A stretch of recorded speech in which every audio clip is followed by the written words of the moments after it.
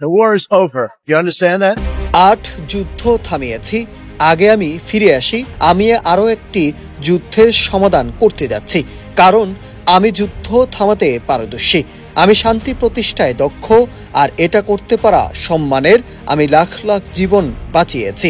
গাজায় যুদ্ধ অবসান পেয়েছে এবং মধ্যপ্রাচ্যে ধীরে ধীরে স্বাভাবিক হয়ে উঠেছে। ইসরায়েলগামী এয়ারফোর্স ওয়ানের মধ্যে সাংবাদিকদের সঙ্গে আলাপকালে এমন মন্তব্য করেন মার্কিন প্রেসিডেন্ট ডোনাল্ড ট্রাম্প। এ সময় সাংবাদিকদের উদ্দেশ্যে ট্রাম্প বলেন, জেনে রাখুন, যুদ্ধ শেষ। এক ধরনের সমাধান নিয়ে কাজ করেছি যা যুদ্ধ থামাতে সক্ষম এবং এতে গর্ববোধ হচ্ছে। তিনি দাবি করেন যে এই শান্তি চুক্তি ঐতিহাসিক। 3000 বছরের মধ্যে প্রথমবার ইহুদি, মুসলিম ও আরব দেশের জনগণ একসাথে আনন্দ উৎসব করে রাস্তায় নেমেছে।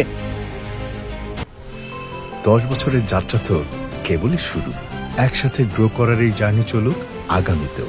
পাঠাও 10 years of growing with you।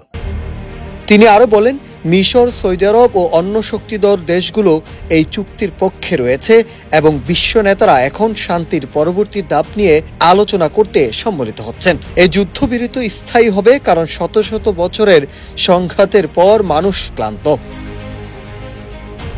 Trump গাজার দ্রুত পুনর্গঠনের কথা উল্লেখ করে বলেন, যে এলাকাগুলো বড় মাত্রায় ধ্বংসপ্রাপ্ত হয়েছে সে এলাকায় পুনর্গঠনের দীর্ঘমেয়াদী কাজ শুরু করার আগে ঝুঁকিপূর্ণ স্থাপনা অপসারণ ও মৌলিক সেবাগুলো চালু করার উপর গুরুত্বারোপ করেন তিনি।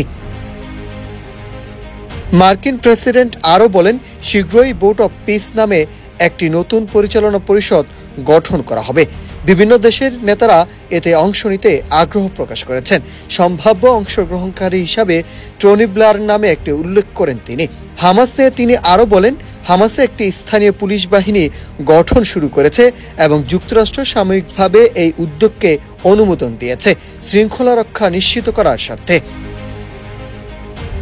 ট্রাম্প ইসরায়েলের প্রধানমন্ত্রী বেনিয়ামিন নেতানিয়াহুকে এই মুহূর্তে সঠিক ব্যক্তি হিসাবে আখ্যায়িত করেন এবং দাবি করেন যে তিনি মোট 8টি যুদ্ধ থামাতে ভূমিকা রেখেছেন, যার মধ্যে গাজার যুদ্ধবিরতির কথাও রয়েছে।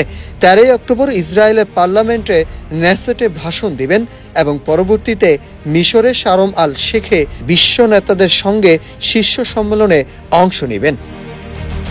Nahid Hasan, news desk, Ittefaq.